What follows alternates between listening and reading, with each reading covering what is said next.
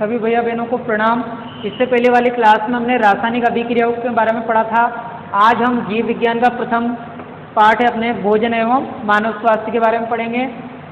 भोजन में सबसे पहले बात आती है भोजन के प्रमुख घटक। भोजन के प्रमुख घटक क्या क्या हैं? जैसे कार्बोहाइड्रेट, प्रोटीन, वसा, विटामिन, खनिज लवण, जल। साथ ही इसमें आहारी रेशे भी इसी में अंतर्गत आता है। इसके बाद आता है संतुलित भोजन। संतुलित भोजन किसे कहते हैं? ऐसा भोजन जिसमें सभी पोषक तत्व एक निश्चित अनुपात में हो, संतुलित भोजन कहलाता है। इसके बाद एक संतुलित भोजन जो हम ग्रहण करते हैं उससे हमारे शरीर को क्या क्या लाभ होते हैं?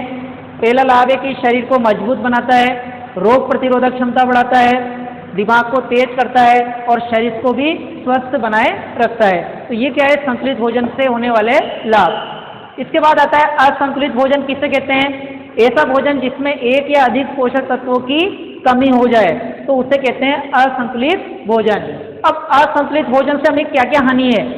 तो इसका जस्ट क्या हो जाएगा? संतुलित भोजन से होने वाले जो लाभ है उसका उल्टा। हानि क्या क्या है असंतुलित भोजन ग्रहण करने से?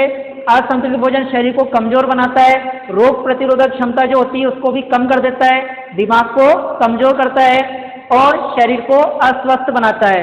यानी जो लाभ थे उसका जस्ट ये उल्टा है। इसके बाद आता है कुपोषण। कुपोषण किसे कहते हैं? भोजन में लंबे समय तक एक या अधिक पोषक तत्वों की कमी हो जाए, यानी लंबे समय तक हम जो भोजन ग्रहण कर रहे हैं उसमें किसी पोषक तत्वों की कमी हो जाए या अधिक पोषक तत्वों की कमी हो जाए तो इसे कहते हैं कुपोषण। कुपोषण के कई प्रकार का होता है, जैसे विटामिन कुपोषण, प्रोटीन कुपोषण और खनिज कुपोषण। अब इसमें जैसे पहला है विटामिन कुपोषण किसे कहेंगे? विटामिन कुपोषण ऐसा कुपोषण जिसमें विटामिन की कमी हो जाए, यानी लंबे समय तक अगर हमारे जो भोजन है उसमें अगर विटामिन की कमी हो रही है तो ऐसा कुपोषण कहलाएगा विटामिन कुपोषण। अब विटामिन जो हम विभिन्न प्रकार के विटामिन हैं उनकी कमी से कौन कौन से रोग होते हैं और उसके लक्षण क्या क्या है? तो पहला आता है इसमें विटामिन ए। विटामिन ए का वैज्ञानिक नाम होता है रेटिनॉल। इसकी कमी से उत्पन्न रोग होता है रतौंधी। रतौंधी रोग के लक्षण है प्रकाश रात्रि में दिखाई न देना। दूसरा आता है इसमें थायमिन। थायमिन को अपन B1 कहते हैं। B1 का वैज्ञानिक नाम होता है थायमिन। थायमिन की कमी से उत्पन्न रोग होता है बेरीबेरी और इस बेरीबेरी रोग के लक्षण है हृदय की धड़कन कम हो जाना, मांसपेशियां और तंत्रिकाएं कमजोर हो जाना। तंत्रिका से आशय जो हमारे शरीर में संदेशों का परिवहन करती है वो संदेश का परिवहन नहीं हो पाता है। इसके बाद अगला आता है विटामिन B2। देखो B2 के कई प्रकार होते हैं, B1, B2, B3 आदि। तो B2 का वैज्ञानिक नाम होता है राइबोफ्लेविन। राइबोफ्लेविन की कमी से उत्पन्न रोग है राइबोफ्लेविनोसिस।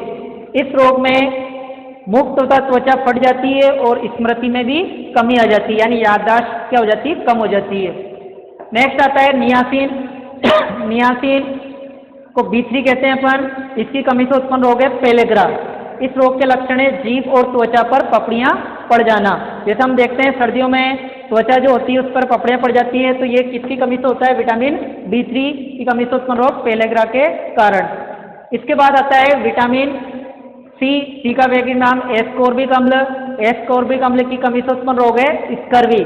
स्कर्वी रोग के लक्षण है मसूड़ों से खून आना और त्वचा पर चकत्ते बनना। चकत्ते से आशय है कि जो धब्बे पड़ जाते हैं त्वचा पर वो।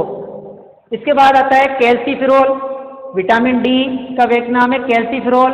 इसकी कमी से उत्पन्न रोग है रिकेट्स। इस रोग में पैरों की हड्डियां मुड़ जाती है, घुटने जो होते हैं हमारे वो दोनों पास पास आ जाते हैं।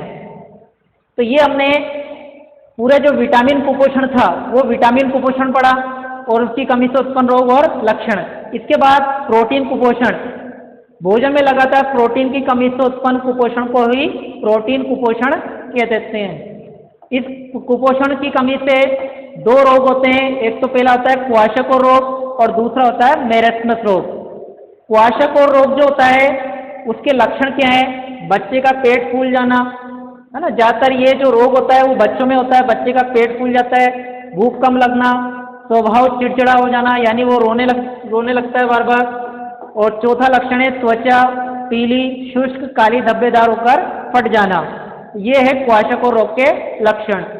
दूसरा रोग है इसी प्रोटीन की कमी से उत्पन्न रोग में मेरेस्मस रोग। मेरेस्म रोग का लक्षण है शरीर सूखकर दुबला हो जाना, यानी कह सकते हैं हड्डियों का ढांचा रह जाता है। और दूसरा है आंखों का अंदर धंस जाना। विटामिन और प्रोटीन कुपोषण के बाद अगला तीसरा कुपोषण है खनिज कुपोषण। खनिज कुपोषण किसे कहते हैं? खनिज की कमी से उत्पन्न कुपोषण खनिज कुपोषण कहलाता है। अब हमारे शरीर के लिए कौन कौन से खनिज तत्व आवश्यक है और उनके क्या क्या कार्य होते हैं? जैसे पहला आता है सोडियम।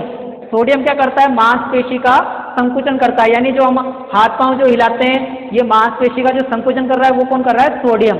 साथ ही तंत्रिकी आवेश संचरण, यानी संदेशों को एक स्थान से दूसरे स्थान तक ले जाना। इसके बाद दूसरा आता है पोटेशियम। जो सोडियम का कार्य है वही पोटेशियम का भी कार्य है, यानी मांसपेशी का संकुचन करना और तंत्रिकी आवेश का संचरण करना। इसके बाद तीसरा आता है कैल्शियम। कैल्शियम क्या करता है? हड्डियों और दांतों को मजबूती प्रदान करता है। चौथा है फास्फोरस। जो कैल्शियम का कार्य वही फास्फोरस का कार्य है, यह भी हड्डियों और दांतों को क्या करेगा? मजबूती प्रदान करेगा। हम जानते भी कि जो हमारी जो हड्डियां होती है वो किसकी बनी होती है? कैल्शियम फास्फेट की बनी होती है।